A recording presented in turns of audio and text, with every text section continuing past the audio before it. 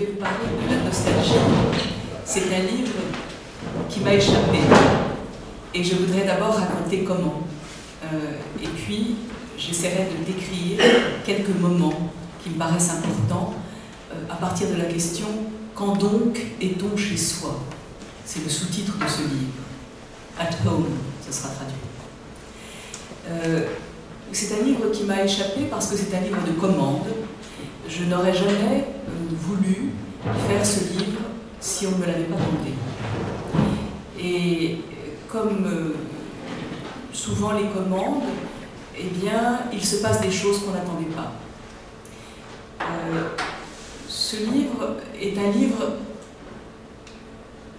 La commande qu'on m'a passée très exactement, c'est « Vous devez parler, pour une nouvelle collection en train de se créer, d'un concept moral. » Rien ne m'est plus étranger que la morale, je dois le dire.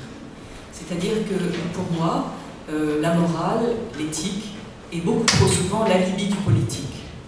Et je m'en défie, comme je me défie de l'universel kantien, de l'autonomie et de l'universalité qui sont les fondements de la morale contemporaine dite kantienne. Mais ça n'était pas la seule commande.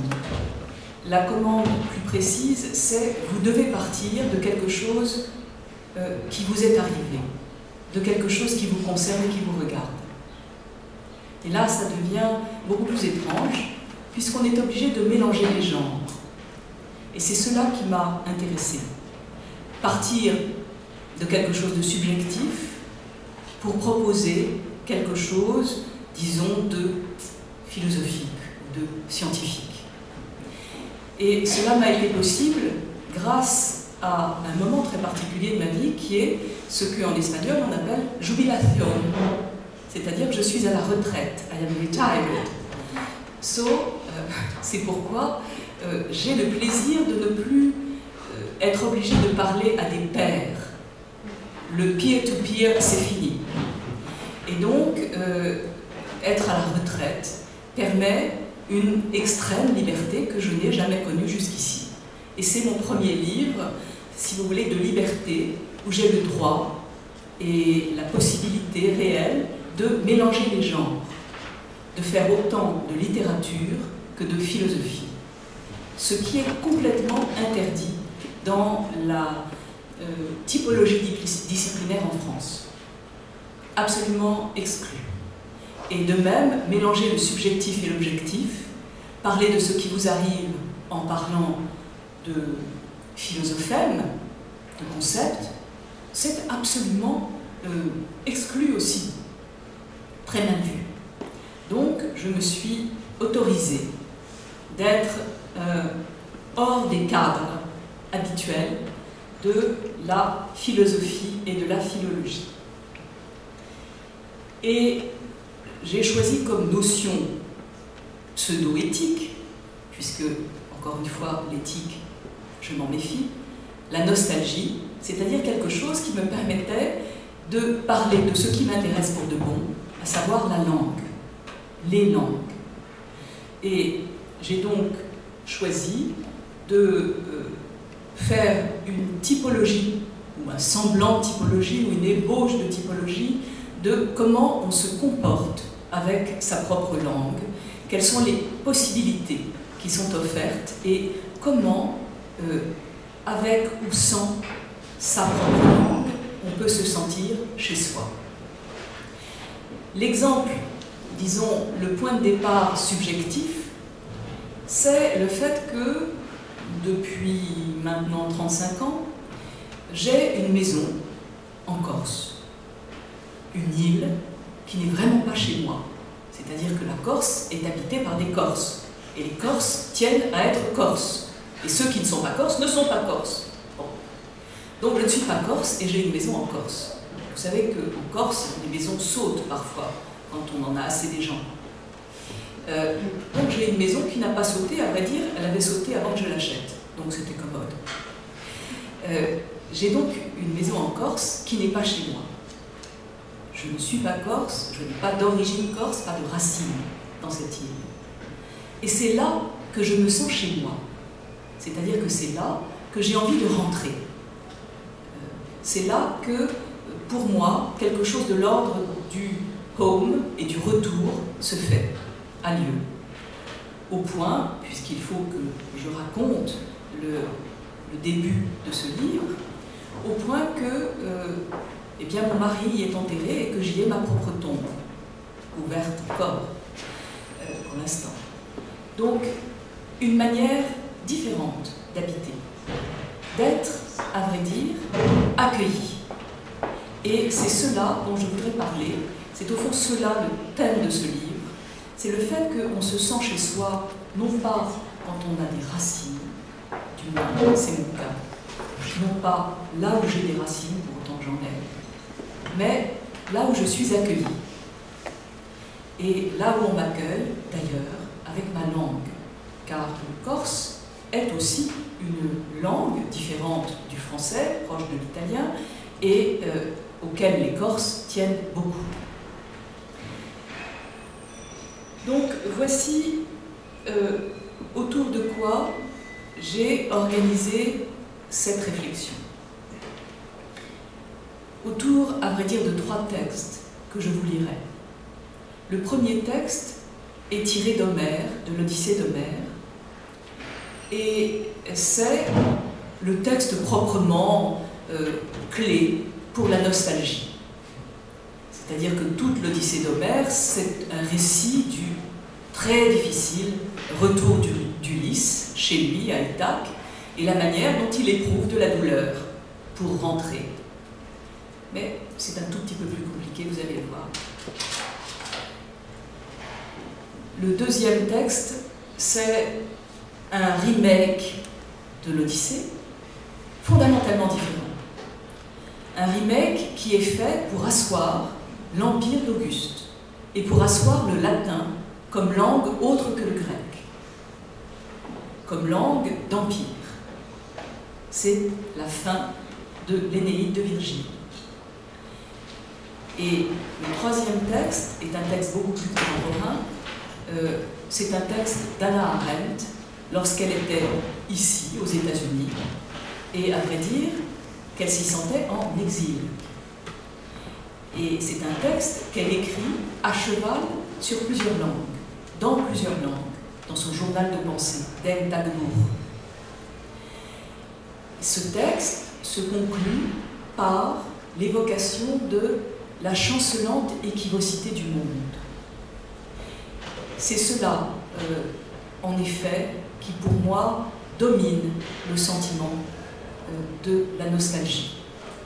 On est chez soi, pas chez soi. On n'est pas chez soi vraiment quand on est chez soi. Et ce qu'il y a de sûr, c'est qu'il n'y a pas d'essence du chez soi, mais qu'il y a quelque chose de l'ordre, de la chancelante équivocité du monde. Et c'est ce parcours que je voudrais retracer pour vous.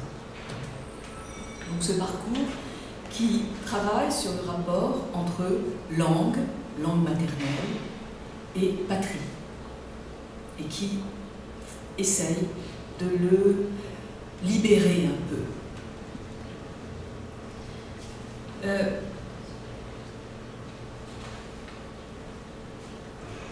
Avant de l'entamer, ce parcours, quelques mots sur la notion même de nostalgie.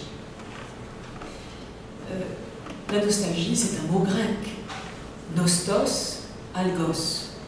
La douleur qu'on éprouve parce qu'on n'est pas chez soi, parce qu'on veut rentrer, donc la douleur du retour, au sens où on désire le retour, et peut-être aussi les souffrances qu'on éprouve à rentrer, les tribulations, les malheurs, qui sont par exemple le lot de l'Odyssée, d'Ulysse dans l'Odyssée, et puis peut-être aussi la souffrance qu'on éprouve quand on est de retour.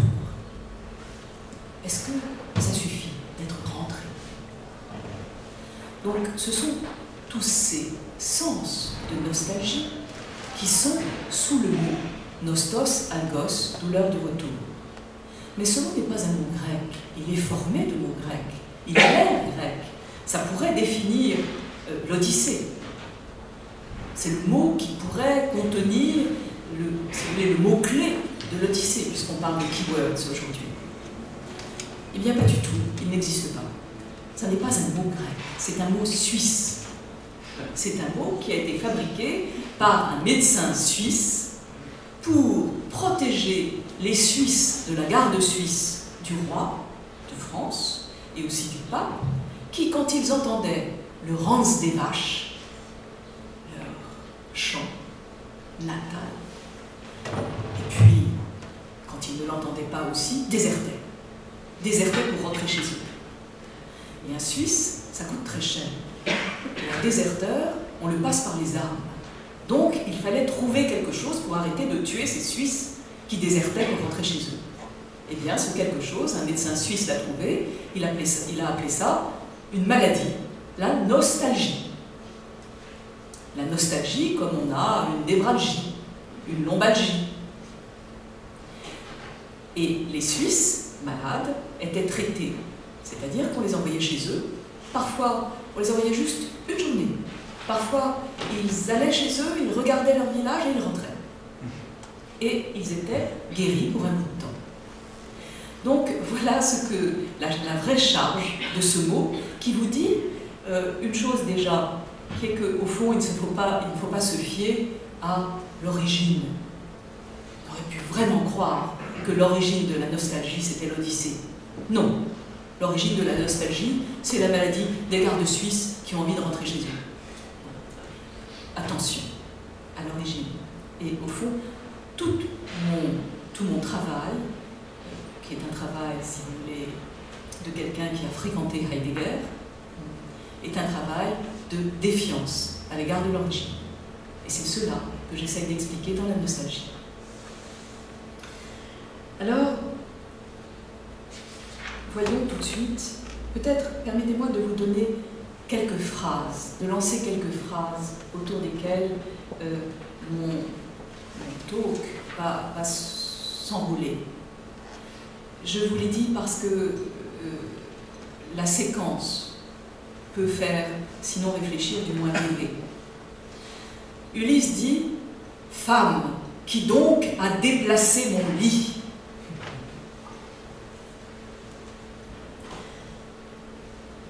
C'est la fin de l'Odyssée, presque. À la fin de l'Énéide,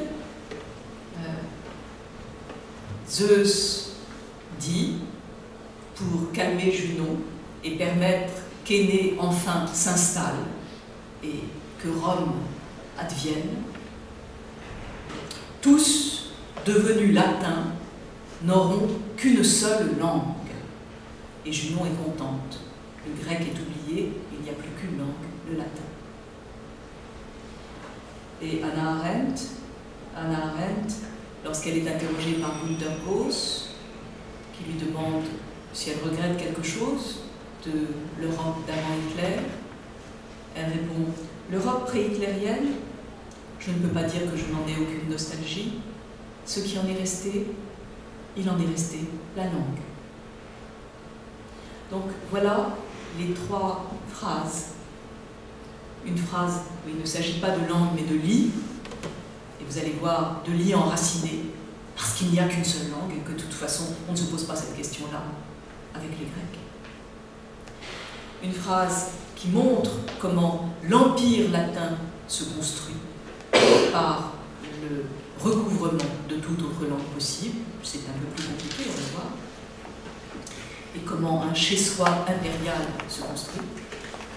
Et enfin, cette phrase de cet entretien avec Gauss, qu'on titre « Seule demeure la langue maternelle », il est resté de l'Allemagne que j'ai connue, la langue. Avoir sa langue pour être. Et pas n'importe comment. Donc voilà le parcours que je vais suivre avec vous.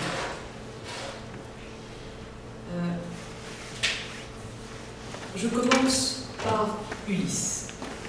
Ulysse, on ne cesse de se demander s'il est revenable. Nostimos. Est-ce qu'il est revenable? Va-t-il connaître le jour du retour? Et l'Odyssée s'ouvre sur la scène du banquet des dieux, où Athéna dit « Dis donc !» Elle dit à son père, Zeus, qu'elle tire comme ça par la manche. Elle dit « Tu sais, Ulysse est le seul à ne pas être rentré chez lui. Est-ce que c'est vraiment bien? Tu crois qu'il ne faudrait pas commencer à le faire rentrer ?» Et Zeus dit « Mais oui », profitant du fait que Poséidon, qui est l'ami de Ulysse, a le dos tourné. Donc, on va faire rentrer Ulysse chez lui. Et pour le faire rentrer chez lui, on va le prendre là où il est, chez Calypso. Calypso, c'est une nymphe très belle qui habite une île au milieu de nulle part et qui aime Ulysse et qu'Ulysse, après tout, a aimé pendant 10 ans. Il est resté là, un peu quand même, parce qu'il le voulait bien. Et voici comment s'ouvre la description d'Ulysse. On dirait vraiment le tableau de Caspar Friedrich, je ne sais pas si vous l'avez dans l'œil, où on voit quelqu'un comme ça de dos qui regarde le large. Donc Calypso va vers Ulysse, puisque les dieux, Hermès, dépêché par Zeus, lui a ordonné de le laisser partir. Voilà ce que dit l'Odyssée. Quand Calypso le trouva, il était sur le cap, toujours assis, les yeux baignés de larmes, perdant sa douce vie à pleurer le retour. C'est qu'il ne prenait plus plaisir à la nymphe. La nuit, il fallait bien qu'il rentre auprès d'elle, au creux de ses cavernes, mais il promenait ses regards sur la mer inféconde et répandait des larmes. Ulysse perd sa vie à Ione.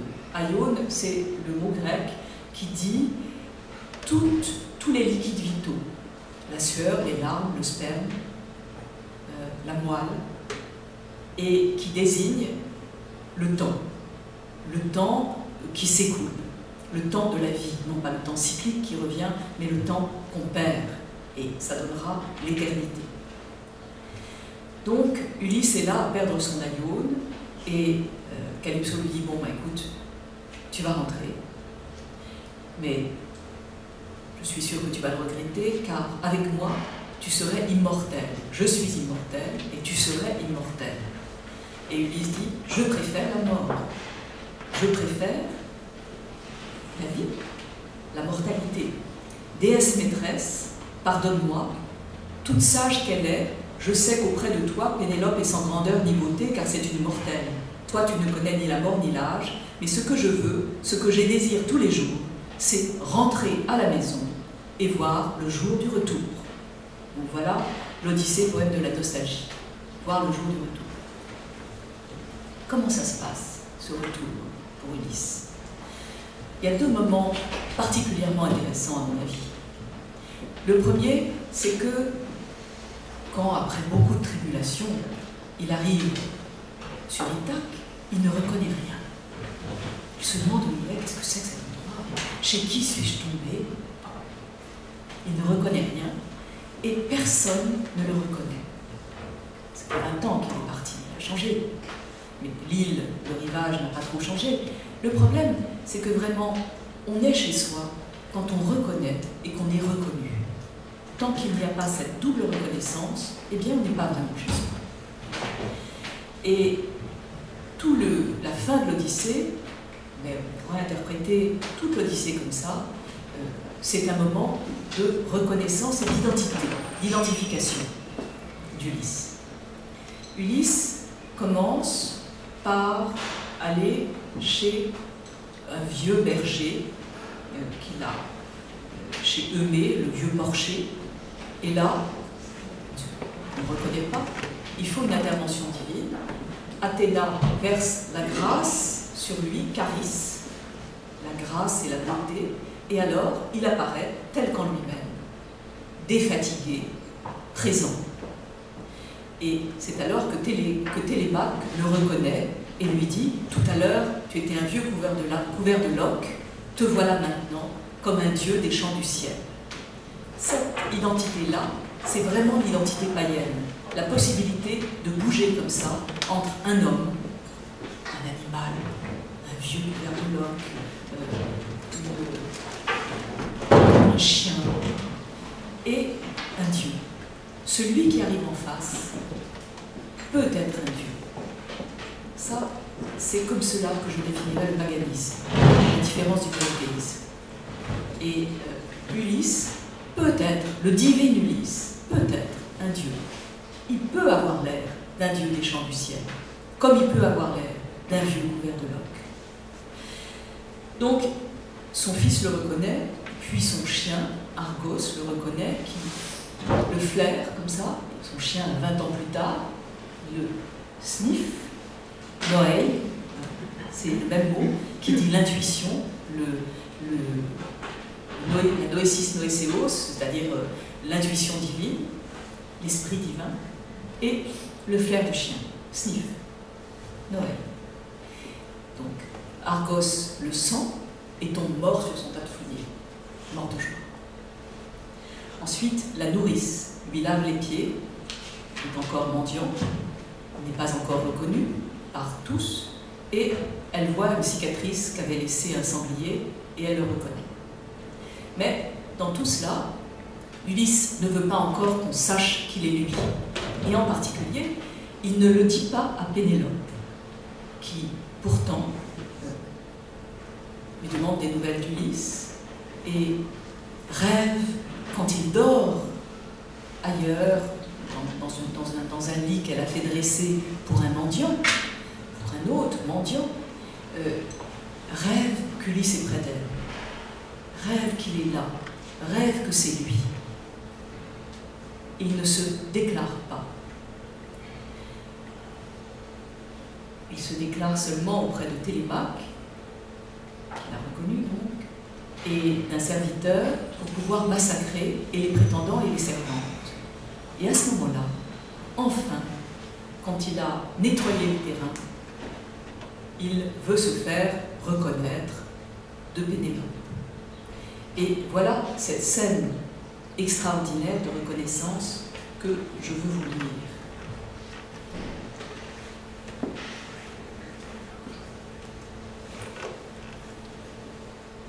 Ulysse au grand cœur était rentré à la maison. Le baignant, le frottant d'huile, son intendante, nourrice, renommée, l'avait revêtu d'une belle robe et d'une belle écharpe. Sur sa tête, Athéna répandait la grâce. Sortant de la baignoire, il avança, semblable d'allure, aux immortels. Il reprit le siège qu'il venait de quitter en face de son épouse et lui adressa ce discours. « Malheureuse, en toi d'entre les femmes femelles, les habitants des demeures de l'Olympe ont mis un cœur dur. Tu ne me reconnais pas. Nourrice, dresse-moi un lit que je dorme seule, car dans la poitrine, elle a un poumon de fer. » Pénélope refuse de le reconnaître. La toute sage Pénélope lui répondit « Malheureux, je n'ai ni mépris ni négligence.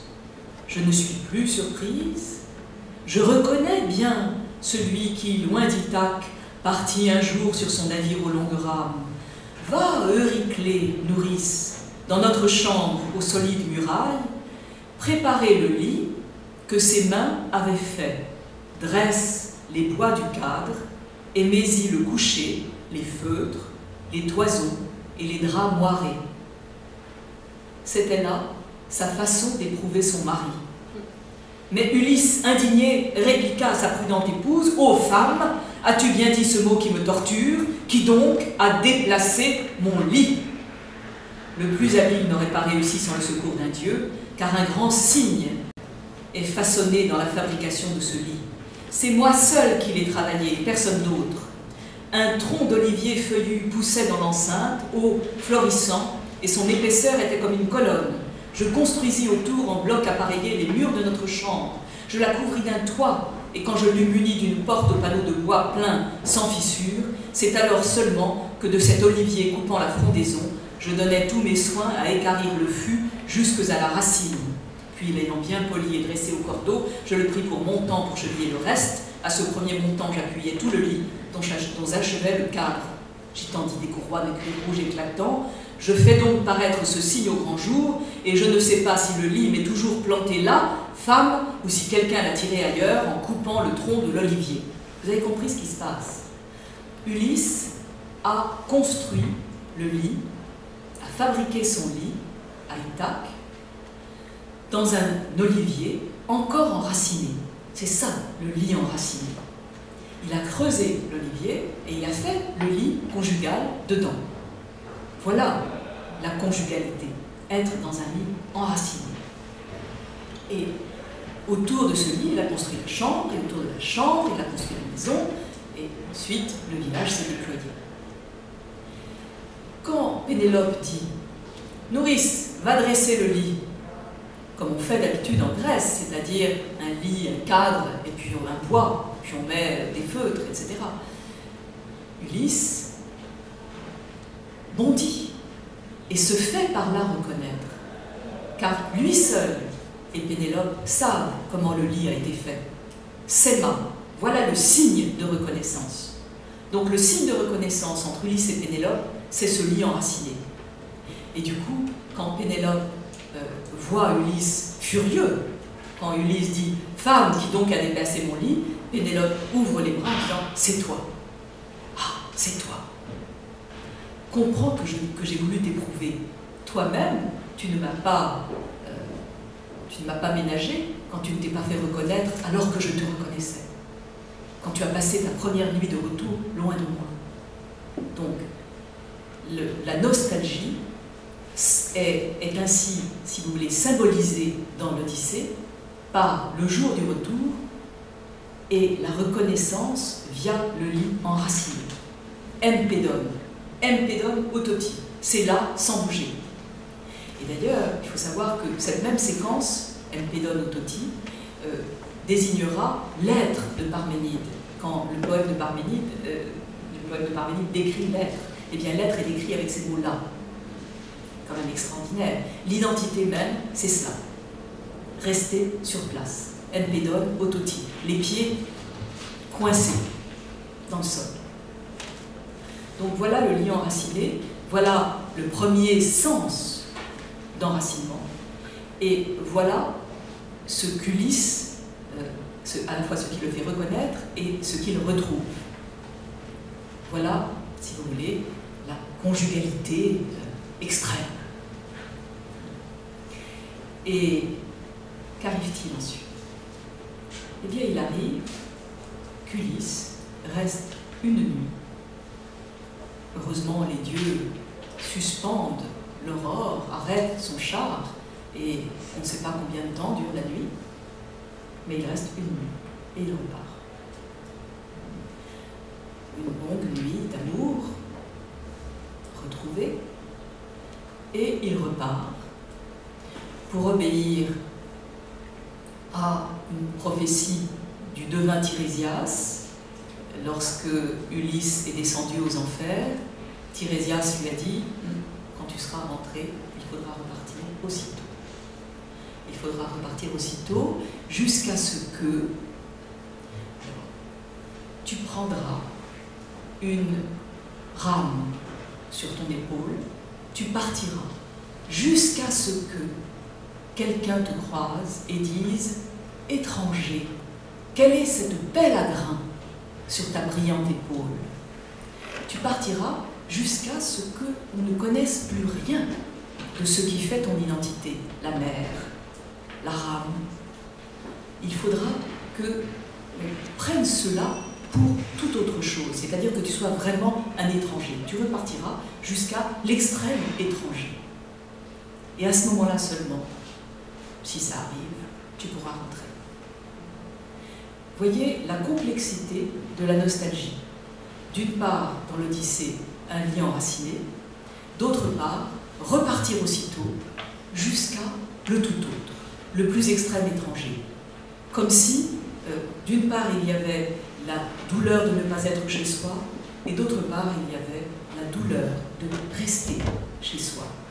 Il y a là deux mots allemands, Heimweh et Sehnsucht. L'un qui dit Heimweh, qui dit qu'on souffre à ne pas être at home, et l'autre, Sehnsucht, qui dit qu'on souffre parce qu'on aspire à... on aspire. Et si vous voulez, il y a deux modalités du temps. Un temps qui se referme, la nostalgie chez soi, de retour, et un temps qui s'ouvre, la nostalgie pour de l'ailleurs, quelque chose comme l'objet petit a, l'objet du désir, lacanien. C'est cela, tout cela, qu'il y a dans la fin de l'Odyssée. Et je trouve que cela est particulièrement extraordinaire comme coup d'envoi, si vous voulez.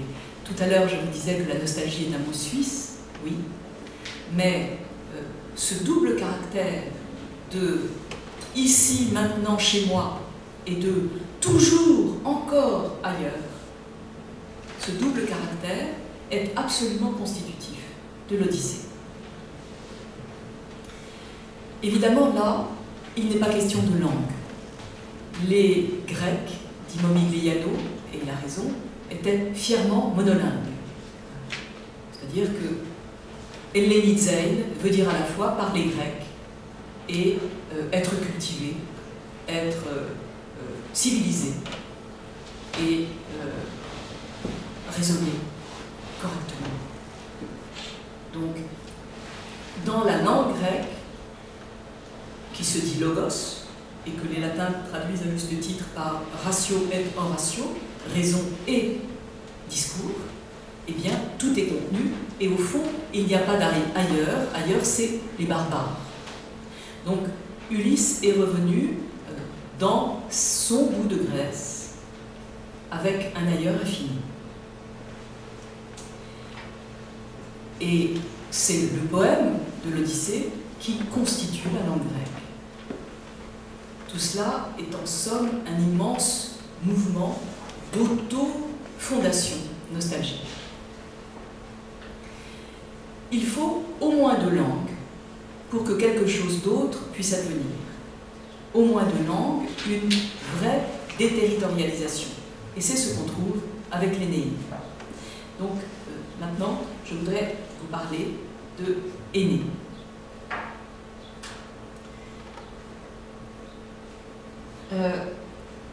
Vous savez que l'Énéide a été commandée par Auguste pour asseoir Rome et en construire rétrospectivement la vérité, la légitimité. Construire la légitimité de la langue latine, de la langue impériale aussi. Et le latin devient en effet langue d'empire. Le latin est la langue politique par excellence. Mais ce qu'il y a de tout à fait nouveau avec le latin, c'est qu'au fond, il inclut son altérité. C'est une expression que j'aime beaucoup de Florence Dupont. Elle dit « Rome a une altérité incluse ». L'altérité incluse, c'est la Grèce, c'est le grec.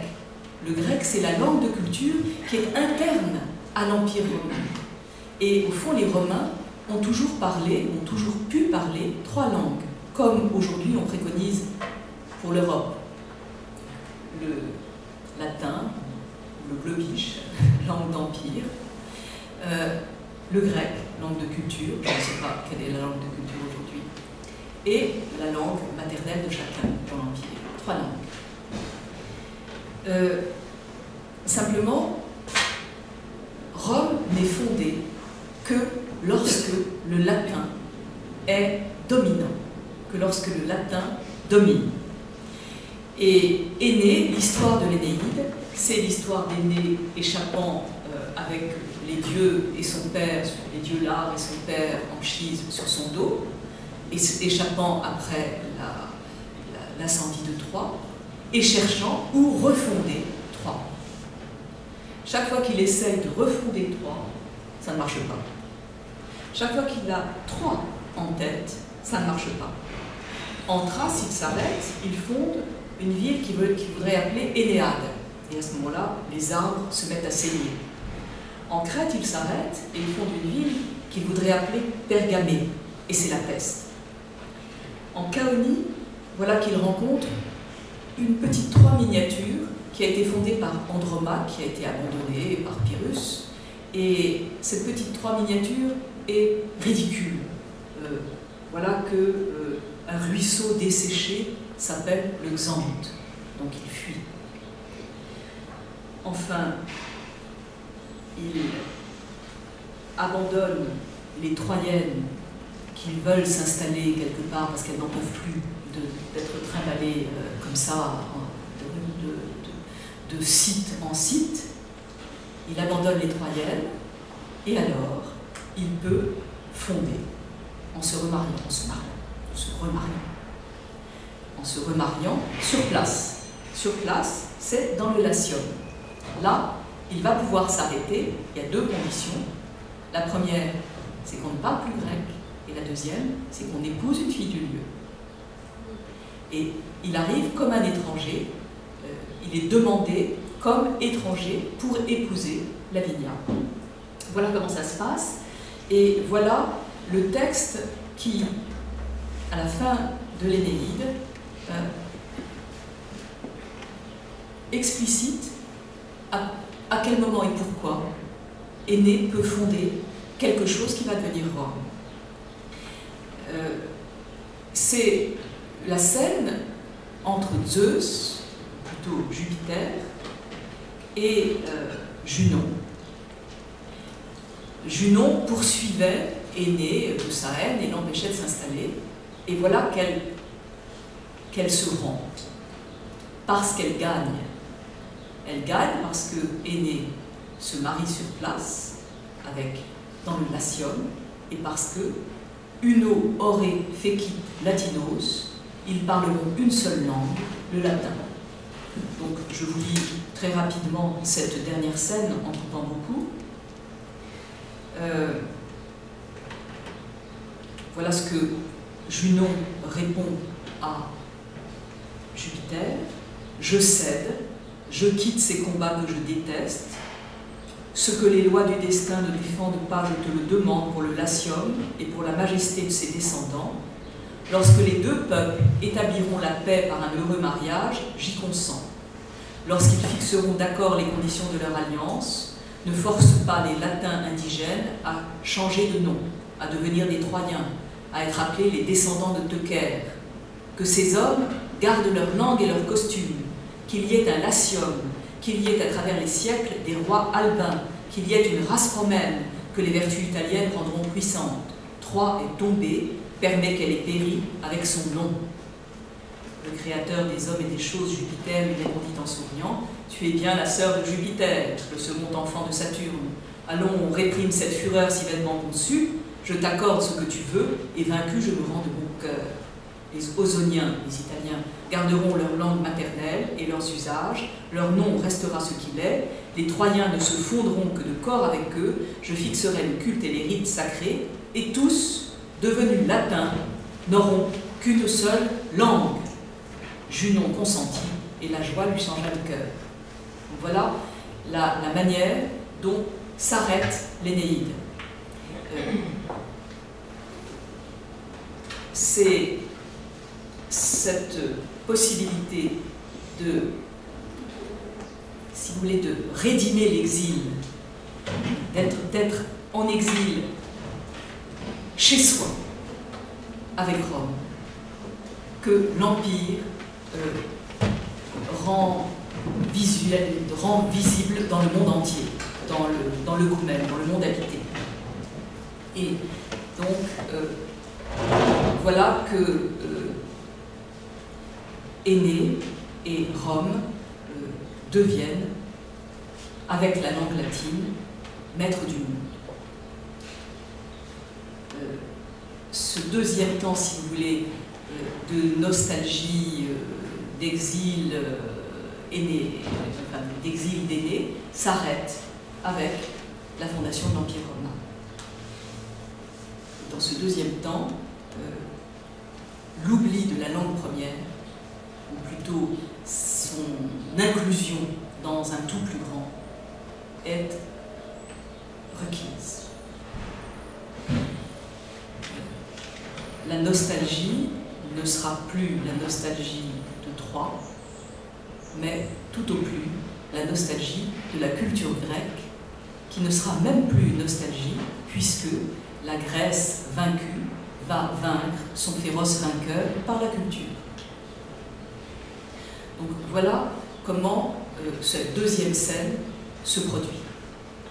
Maintenant, enjambons les siècles et allons vers un exil beaucoup plus contemporain, celui de Arendt, qui décrit, qui pratique son exil dans une multiplicité de langues. Je vous conseille de lire son Denktagebuch, son journal de pensée, qui est écrit en latin, en grec, en italien, évidemment en allemand et en anglais, et aussi en français. Et toutes ces langues jouent entre elles dans ce qu'il faut bien appeler un nouveau genre de cosmopolitisme.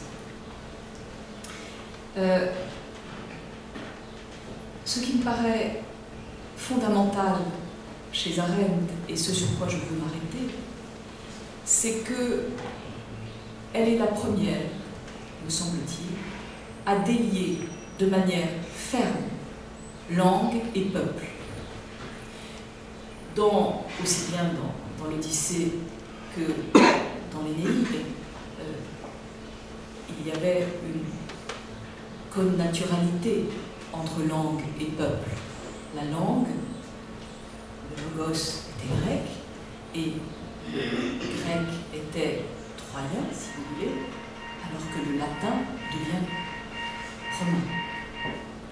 Cette connaturalité entre langue et peuple, voilà ce que Hannah Arendt défait dans son exil. C'est un double geste. Son premier geste, c'est de dire que sa patrie, c'est sa langue.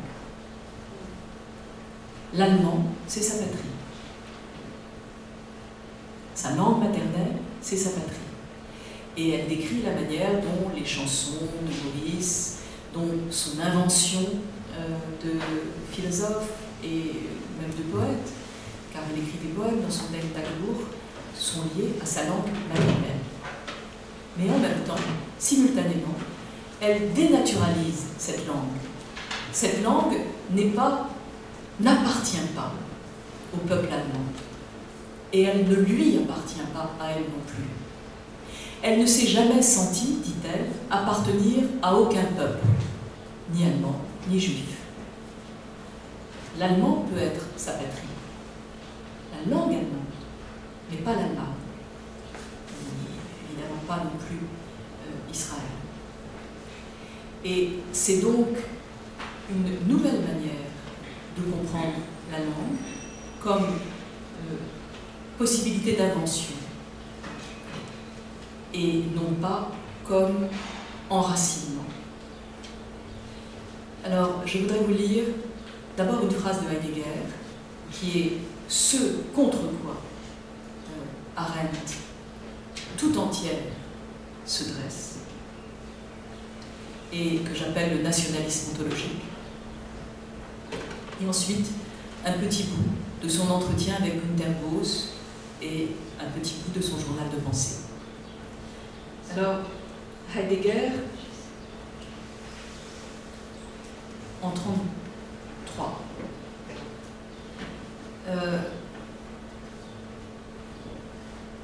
parle de langue et enracine la langue dans le peuple et la race. Race, racine. Pour lui, seule la langue grecque est authentique et plus grecque que le grec, la langue allemande. Car toutes ces deux langues sont au plus près de la pensée de l'être. C'est elles qui disent le plus adéquatement l'être. Je vous lis cette phrase de Heidegger. La langue grecque est philosophique. Autrement dit, elle n'a pas été investie par de la terminologie philosophique. Elle philosophait elle-même déjà en tant que langue et que configuration de langue, Sprachgestaltung. Et autant vaut de toute langue authentique, naturellement à des degrés divers.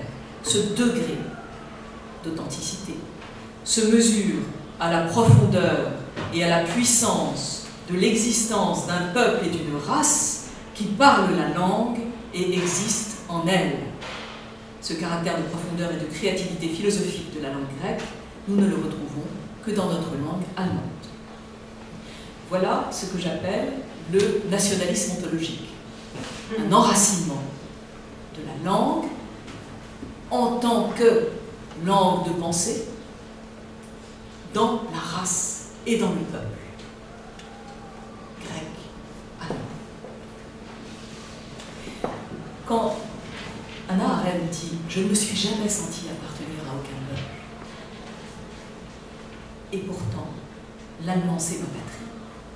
Vous voyez, la distance est maximale. Et je voudrais simplement vous lire quelques phrases de Hannah Arendt dans son entretien avec Günter Goss, un entretien qui a été diffusé à la télévision allemande en 1964. Donc, elle parle d'abord de sa langue maternelle, la langue allemande. J'écris en anglais, mais je garde toujours une certaine distance. Il y a une différence incroyable entre la langue maternelle et toute autre langue. Pour moi, cet écart se résume d'une façon très simple. Je connais par cœur en allemand un bon nombre de poèmes. Ils sont présents au plus profond de ma mémoire, derrière ma tête, in the back of my mind. Et il est bien sûr impossible de jamais pouvoir reproduire cela. En allemand, je me permets des choses que je ne me serais jamais permises en anglais. Je veux dire que je me les permets parfois aussi en anglais parce que j'ai acquis un certain aplomb. Mais d'une manière générale, j'ai une distance. La langue allemande, c'est l'essentiel de ce qui est demeuré et de ce que j'ai conservé de façon consciente. Vous dit, même au temps les plus amers, et Arendt répond toujours. Je me disais, que faire? Ce n'est tout de même pas la langue allemande qui est devenue folle. Et en second lieu, rien ne peut remplacer la langue maternelle. On peut oublier sa langue maternelle, c'est vrai. J'en ai des exemples autour de moi. Et ces personnes parlent d'ailleurs bien mieux que moi les langues étrangères, bien mieux que moi l'anglais. Je parle toujours avec un accent très prononcé, et il m'arrive souvent de ne pas m'exprimer de façon idiomatique. Ces personnes sont capables, en revanche, de s'exprimer très bien. Et on a affaire alors à une langue dans laquelle un cliché chasse l'autre. Parce que la productivité dont on fait preuve dans sa propre langue a été coupée nette au fur et à mesure qu'on l'oubliait. J'attire votre attention sur un point très important, là, je crois. Hannah Arendt, elle a toujours gardé son accent allemand, en anglais, en américain. Et elle se justifie en disant que, bon, c'est parce que sa langue allemande affleure et qu'elle lui permet aussi d'inventer dans les autres langues. Et ceux qui parlent parfaitement anglais en oubliant qu'ils ont parlé allemand, alors ils risquent de ne dire que des banalités, de ne dire que des clichés. Et cela est un très grand reproche dans la bouche d'Hannah Arendt, parce que lorsqu'elle analyse la manière dont Eichmann parle, elle dit, il ne disait que des clichés. Il parlait seulement par clichés.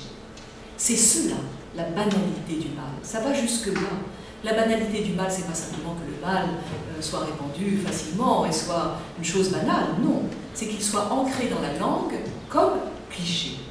C'est que parler par cliché, c'est promouvoir la banalité du mal. Et si je dis ça, et si j'insiste là-dessus, c'est parce que il y a une chose à mes yeux terrifiante, c'est le globish, le global English pratiqué par les Français, par exemple, qui ne parle que par cliché, qui n'a aucune œuvre à son actif, sauf des dossiers de soumission à Bruxelles, et qui autorise toutes les déviances et les déviations parce qu'il ne s'agit jamais que de keywords, que de éléments de langage, comme nous recommandent nos politiques. On peut parler sa propre langue comme une langue banale, comme une langue globichale, si j'ose dire. Et là, c'est véritablement le plus grave par rapport à la langue. Là, on devrait être vraiment nostalgique de sa langue. Moi, quand j'écoute la télévision en France, quand j'entends beaucoup de nos hommes politiques, je suis nostalgique d'un chez moi, pas chez moi, qui est le français. Donc, Arendt, elle, garde comme patrie sa langue maternelle parce qu'elle y invente comme patrie, mais non comme peuple. Il y a une distance entre le peuple et la langue. Et je vous lis juste une autre phrase très symptomatique de cet entretien. Je ne crois pas m'être jamais considérée comme allemande, au sens d'appartenance à un peuple et non d'appartenance à un État, si je puis me permettre cette distinction. Et elle cite Randall Jarrell, le poète américain, qui disait je crois bien que le pays que je préfère, c'est l'allemand. Donc voilà, une langue maternelle, soit, mais cette langue n'appartient pas. Et là, je deviens tout à fait derridienne. Je cite Derrida. Pour Derrida, dans le monolinguisme de l'autre, d'une part, on ne parle jamais une seule langue, d'autre part, on ne parle jamais qu'une seule langue. Et c'est là qu'on voit que la déconstruction, la définition qu'il donne de la déconstruction, s'il avait à donner une seule définition, dit-il, ça serait plus d'une langue. Plus d'une langue, y compris dans l'assiette propre. On ne parle jamais une seule langue, on ne parle jamais qu'une seule langue. Et il ajoute, une langue, ça n'appartient pas. C'est de cela dont il s'agit le plus profondément, avec cette possibilité d'être chez soi, pas chez soi. Chez soi, comme accueilli. Chez soi, comme déterritorialisé. Et donc, encore plus chez soi, parce qu'on se voit depuis ailleurs. Parce qu'on voit que c'est une rame qu'on porte sur l'épaule quand on vous dit « Mais quelle est cette pèlerin ?» Vous voyez, c'est cette distance-là, cette distance de voyage, qui permet de retrouver vraiment un chez-soi comme chez-soi, sans être pour autant enraciné. Au fond, on a des racines en l'air. Et je voudrais simplement, pour conclure, reboucler avec mon travail actuel, qui est le dictionnaire des intraduisibles et ses traductions. Le vocabulaire européen de philosophie, c'est un livre qui a été fait en français pour l'Europe.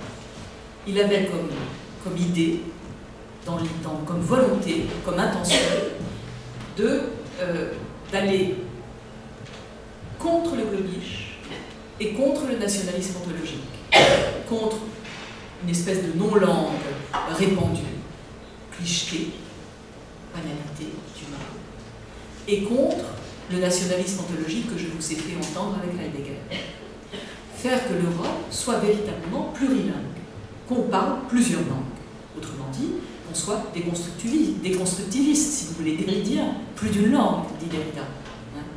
Voilà donc la définition de la déconstruction pour lui. Très bien, plus d'une langue. On sait qu'on parle une langue quand on la parle, quand on en parle au moins deux. On sait que c'est une langue qu'on parle. Sinon, on est grec. On parle que le logos. Et les autres ne parlent même pas. Ce sont des barbares. Donc il faut au moins deux langues pour savoir que c'est une langue que l'on parle. Le dictionnaire des intraduisibles, c'est un dictionnaire qui applique à la philosophie l'idée que, eh bien oui, on parle en mots, en langue, et non pas, même quand on fait de la philosophie, en concept. C'est une idée, si vous voulez, l'idée de tout cela, c'est de compliquer l'universel. C'est pour ça que j'en reviens à ma morale kantienne. Il n'y a pas d'universel. Il n'y a pas d'universel moral qui ne mérite, qui ne doit être compliqué. Il peut y avoir, de même que, si vous voulez, quand j'insistais sur le paganisme et sur le fait que celui qui arrive en face peut être un dieu, c'est le pluriel dont il s'agit. Plus d'un, plus d'une langue, plus d'un. Et le paganisme est une véritable leçon de complication de l'universel. Donc, plus d'une langue, plus d'un. Le dictionnaire des intraduisibles a été fait pour ni globish ni nationalisme ontologique. Et voilà qu'aujourd'hui, il est en cours de traduction, c'est-à-dire en cours d'adaptation, c'est-à-dire en cours de réinvention, avec d'autres intentions à chaque fois. Pour le Dictionary of Untranslatables, qui vient d'être publié à Princeton par Émilie Apter, Michael Wood, Jacques Mesra, ce dont il s'agit, c'est de proposer quelque chose de l'ordre de se servir de l'English contre le globish. Bien voir qu'on philosophe, qu'on peut philosopher en langue et en anglais, et non pas en pseudo-concepts hors temps et hors lieu. Mais aujourd'hui, ce dictionnaire est en cours de traduction, par exemple, en Ukraine. En ukrainien, il est presque terminé.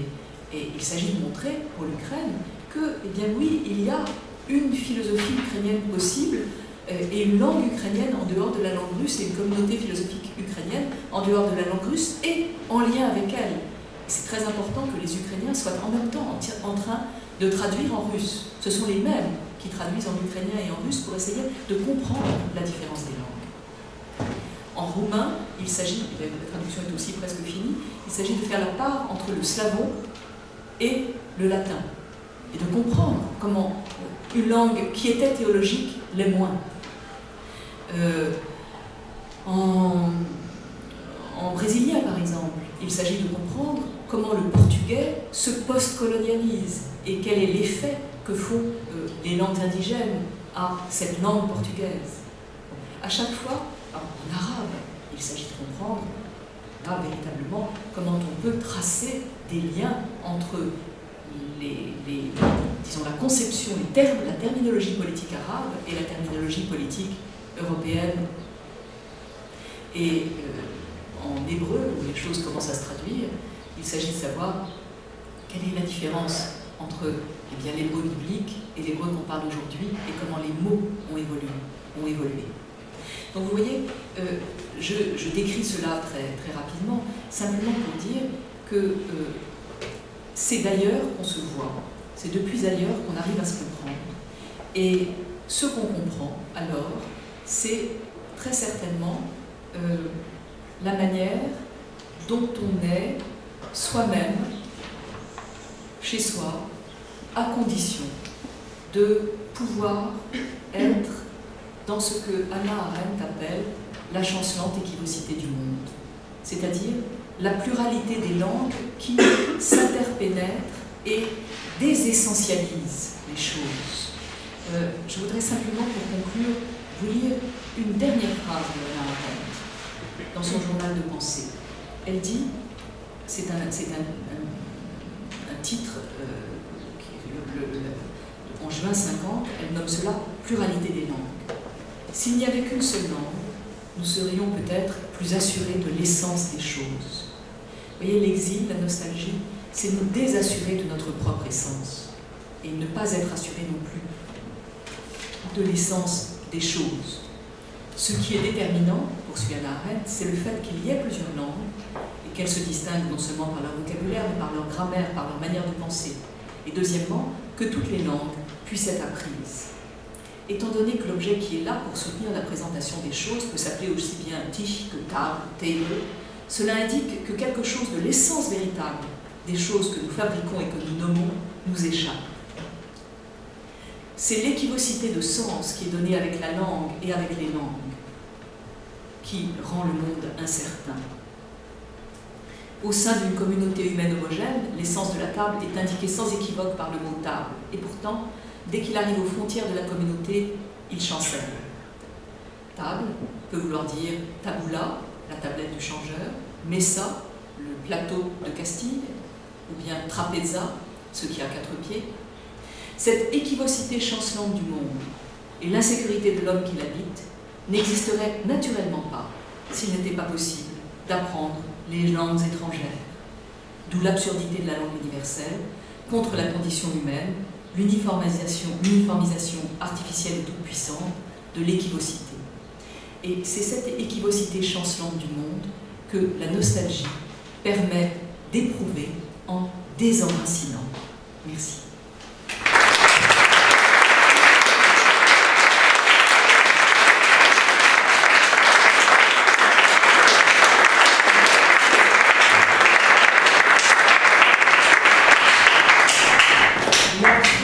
Merci Barbara pour cette fascinante et riche intervention qui suscite beaucoup de... je vais passer la parole à l'auditoire, mais je dois dire que ça m'a fait... ton propos m'a fait penser à une anecdote que j'aime beaucoup. C'est l'écrivain Edmund White qui a vécu à Paris pendant 16 ans, je crois, et à un moment donné, est-ce que tout le monde m'entend? À un moment donné, il a été interviewé par un journaliste à Paris qui lui a dit Edmund White, vous êtes écrivain, homosexuel, américain. À quel moment est-ce que vous vous êtes rendu compte que vous étiez américain? Et il a répondu en m'installant en France, bien sûr. Et au moment où il s'est installé en France, en fait, il ne parlait pas français. Il est resté 16 ans. Bon, je me tais. Et j'imagine que tu acceptes de... Je peux, bien sûr, vous pouvez me poser des questions en anglais aussi. J'ai beaucoup apprécié votre conférence et aussi la conclusion, et je m'en veux un petit peu de remonter en avant, mais c'est en essayant de repenser comment se positionne Hannah Arendt dans votre pensée, et donc je pense à vous en tant que philologue, et puis en même temps qu'une femme philosophe. Et je voulais avoir votre réflexion sur cette tension palpable de tout ce que vous avez présenté entre la nostalgie à la Suisse, le rang des vaches, la patrie, non, le Vaterland, ça va le féminin d'un côté, et puis de l'autre côté, cette langue maternelle, la Muttersprache. Est-ce qu'il faut quand même faire cette généalogie et positionner sa pensée autour de l'importance justement de la langue maternelle pour l'autre, de cette masculinité surinvestie dans le Vaterland heideggerien. Mais là, le gender de la patrie et de la matrie, oui, effectivement, est à la fois très présent et pas du tout évoqué ainsi par Hannah Arendt.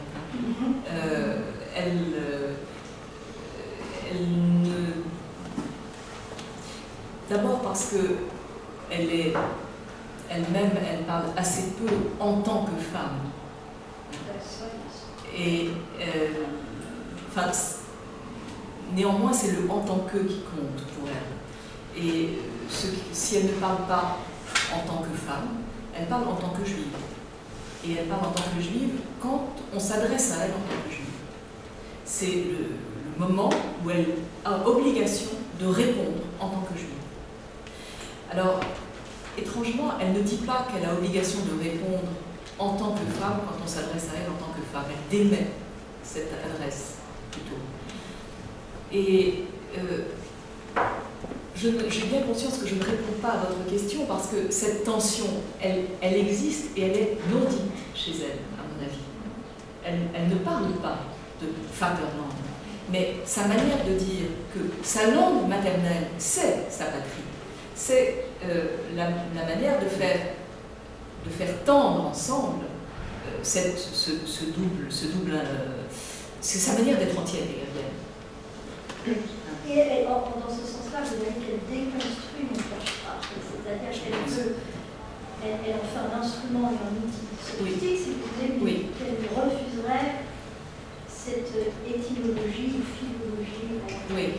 Oui, elle le refuserait. Et au fond, là, elle ne parle, comme elle dit, ça n'est pas un endroit pour la fille de ma mère.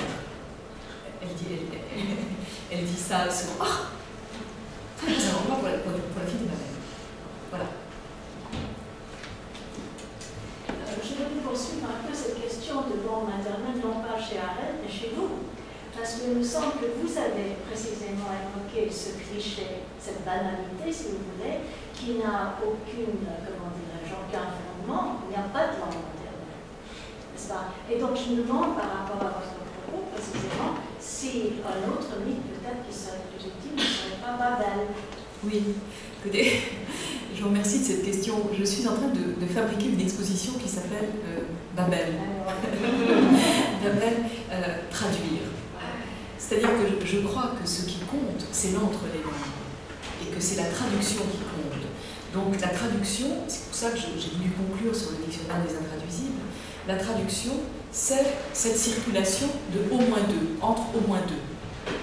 Et c'est cela qui compte. Moi, si j'avais une langue maternelle, j'aimerais dire que c'est la traduction. Oui. Et pourquoi évoquer cette notion qui n'a pas existence, on lui donne une essence qui n'existe pas. Mais vous pouvez l'évoquer parce qu'elle est toujours évoquée en disant qu'elle n'a pas d'essence. Et c'est une bonne manière de l'évoquer, je crois. Donc alors ne pas l'évoquer. Ne pas l'évoquer, elle restera évoquée. On pourrait la raturer. On pourrait la raturer. On peut la raturer, évidemment. Mais je pense que si vous situez les choses entre deux langues maternelles de l'autre, ça va, c'est bon, on y est. Il faut rester dans le ventre. Une question plus historique pour reprendre le fil de ce que vous avez dit sur Rome. Vous avez dit à un moment qu'à la fin de l'Énéide, l'Empire, c'est la fondation de l'Empire, c'est justement ce qui met fin à la nostalgie, ce qui permet une certaine forme d'enracinement. Or, il me semble qu'en français, le mot nostalgie apparaît aussi sous forme de psychopathologie au XIXe siècle. Quand on parle des soldats de la conquête en Algérie, c'est au moment de la conquête de l'Algérie donc que le mot apparaît pour parler des soldats qui sont en train de faire cette conquête et qui regrettent la France.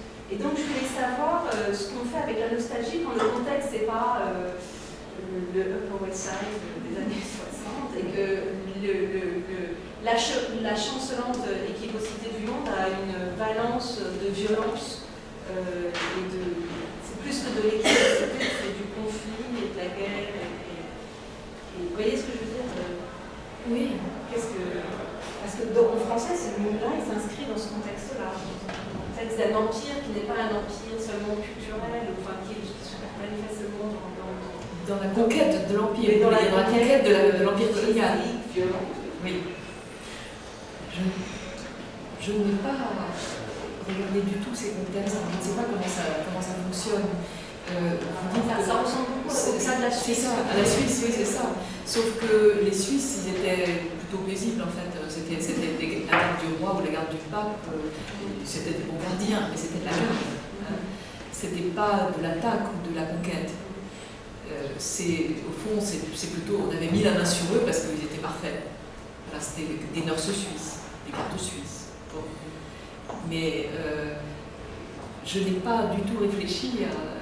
J'aimerais bien regarder ces contextes dont vous parlez. Je ne peux pas vous répondre. En fait, merci beaucoup pour la présentation qui m'a beaucoup touché d'ailleurs. Quelqu'un qui s'est beaucoup déplacé pendant sa vie et qui s'est installé ailleurs dans le monde, qui est retourné pour être dans son propre pays qui ne l'est plus. Oui.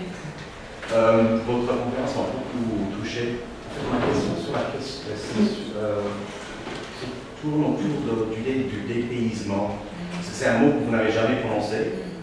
Et ce qui est intéressant, donc en premier, est-ce que le dépaysement appartient donc à un monde uniculturel, unilingue, d'après votre façon de voir les choses? Et deuxièmement, vous avez prononcé le mot accueilli deux fois, tout au début. Vous avez dit que j'aime beaucoup la Corse, oui. Je m'y sens accueilli. Oui, oui. Et en fait, je voulais, et puis à la fin, vous l'avez prononcé une deuxième fois. Oui. Et je voulais vous demander s'il n'y a pas à revoir un peu avec l'idée de l'accueil. Parce que l'hospitalité, l'accueil, etc., dans le monde antique, c'est bien sûr le devoir de recevoir, si je vais raconter le monde antique. Et dans un monde dans lequel nous vivons maintenant, qui est un monde de transhumance, de mouvements, et souvent de mouvements forcés. Qu'est-ce qu'il faut penser maintenant de nos jours de l'idée de l'accueil? Oui, il y a beaucoup de questions dans votre question. Bon, peut-être je commence par la dernière. Évidemment, si je me suis tellement intéressée à Hannah Arendt, c'est qu'elle dit que la condition d'exil, c'est peut-être la condition qui aujourd'hui est la condition générale, la condition en avant. Elle dit pour une fois, les Juifs vont être en avant. Et je pense qu'en effet, tout ce qu'on voit se déployer dans le monde, c'est bien une condition d'exil, mais qui dénaturalise la patrie, d'une certaine manière. C'est ça qui m'intéresse. Hein.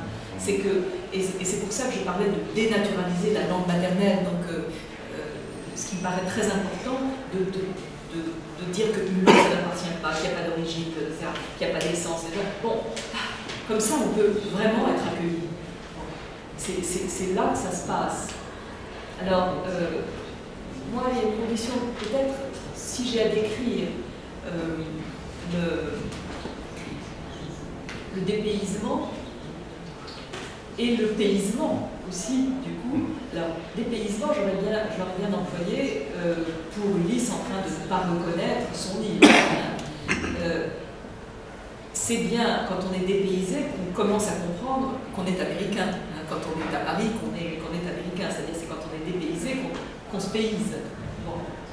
Mais ce que je voulais dire, c'est que pour moi, juste une petite chose, pour moi, je suis en effet accueillie en Corse.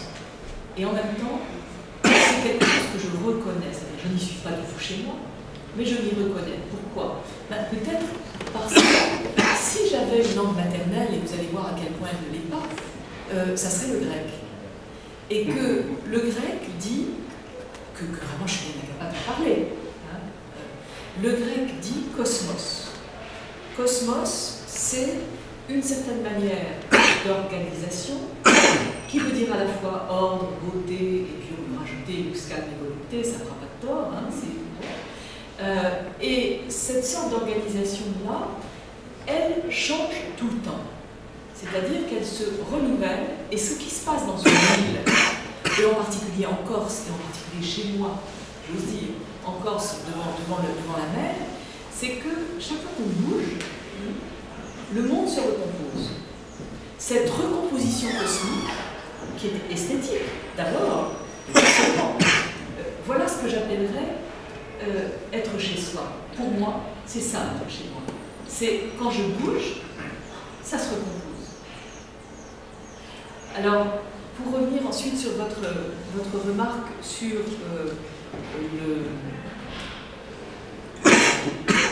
l'autre qui accueille, enfin, évidemment, il faut penser, vous avez tout à fait raison, à la différence entre hostis et xénos. Je crois que c'est ça que vous aviez en tête. Donc,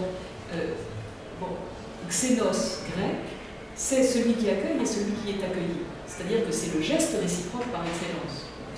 On écrit là-dessus. C'est la réciprocité même. Alors que hostis, chez les latins, c'est quand même celui qui accueille, d'accord, celui qu'on accueille, mais c'est aussi le groupe ennemi. Alors que xénos, c'est juste celui qui accueille et celui qui est accueilli dans la parfaite réciprocité. Sinon, hostis, latin, c'est un ennemi. C'est un hôte et un ennemi. Donc là, on est déjà dans deux mondes très différents. Mais la manière grecque d'accueillir, celle qui ne fait qu'un, celle qui a un seul mot pour dire l'un et l'autre, c'est pas mal. Peut-être une dernière question. Je me demandais un peu par rapport à cette notion de chez soi et de la question de l'identité, en fait, du rapport à une forme d'identification, un sentiment unifié du soi qui puissent ressentir la nostalgie. Parce que dans cette notion d'un entre-langue, il y a aussi beaucoup d'angoisse. Il n'y a pas juste une capacité à reproduire un sens de l'identité dans l'entre-deux. Enfin, il peut aussi y avoir de l'angoisse, et dans le thème même de la nostalgie, enfin, dans le contexte par exemple des soldats suisses, etc., il y a cette notion aussi qui, là, se traduit dans cette notion pathologique qui serait la nostalgie, mais ça exprime quelque chose qui serait un autre versant de ce plus d'une langue qui... Enfin, je me demandais comment ça rentrait. Moi, j'aurais envie de dire que ce qui m'angoisse le plus, c'est l'identité. C'est pas le entre. Mais il faut avoir une capacité de recomposer et décomposer. Oui. Qui peut parfois... Alors, je dirais que... Oui, enfin, c'est peut-être ça la culture, peut-être ça qu'on peut cultiver. C'est peut-être ça qui se trouve cultivable aujourd'hui aussi. Cultiver le entre. Et en tout cas, je dirais, désessentialiser l'identité et compliquer l'universel. Ça serait les deux mots d'ordre que permettrait de faire quelque chose comme la traduction comme paradigme des sciences humaines. Merci beaucoup.